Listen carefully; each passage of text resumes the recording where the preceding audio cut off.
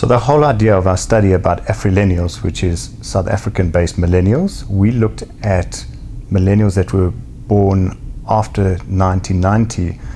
We wanted to go out and see how Afrillennials are they politically baggage-free? Are they similar to a graduate that may come out of Boston, Mumbai, Tel Aviv, or Lagos? So that was our whole sort of thrust behind the research, and we had some really interesting findings that came out. So there were a number of things that are the same, and there are quite a few things that are different. So what's really cool about this age is that they were born in a technological world. They don't know a world without the internet. They're really good at assimilating technology to be either a hack or a solution in their world. They're actually by nature also quite lazy because they haven't had to be anything else. So they've grown up, and if you can picture them sitting on the couch running the world from their phone because they can. So that's one of the similarities. They have huge hopes and dreams, and I think this is the same around the world. And their biggest hope and dream is to be great and to leave a legacy. Now, this is awesome, and who wouldn't want to hire one of these kind of candidates to come through into your business, because they bring such great energy. But if you look at what really brings them down and what's their biggest fear, and it's quite interesting on a South African level how deep it is. Their biggest fear is that they'll fail themselves. So on the one side, they bring great energy. They'll help us take technology to a new level in our businesses. They have huge hopes and dreams, but they're really, really scared.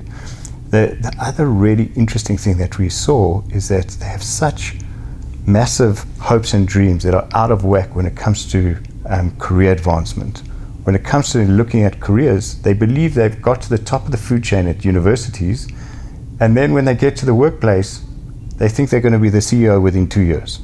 They're going to be financially independent, they're going to buy their own car, buy their own house, and they're going to be the it of their community, their family, etc.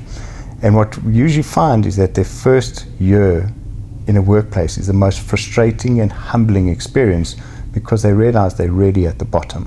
So that's a massive thing.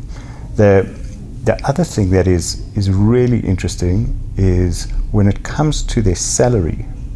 So when a year before, when they're in university, they are beneficiaries of someone else's money. So either their parents, an uncle, cousin, their bursary fund, etc. They get this SMS at the end of the month. It's from someone else, and they can spend it on whatever they want. Now, when they work at a company, what's come up in the research is that there's this concept of what we term Ubuntu tax. So this is now a secondary tax after the government has taken their share. This is now, I thought my money is all my own.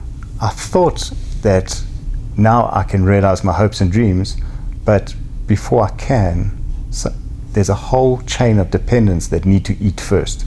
Someone needs uniforms, someone died at home and we've got to send money for a funeral, or someone's car needs new tires, etc., etc. And every month there's something else, that there's this chain of responsibility. And I think our youth are finding out very early what it means to be part of a community and what it means to have responsibility that they didn't necessarily sign up for. So this is a huge dampener in terms of their hopes and dreams, and this is something that's come out. I mean, our research suggests that it's between 20 and 50% of the take-home salary will go to the secondary kind of tax, which is massive.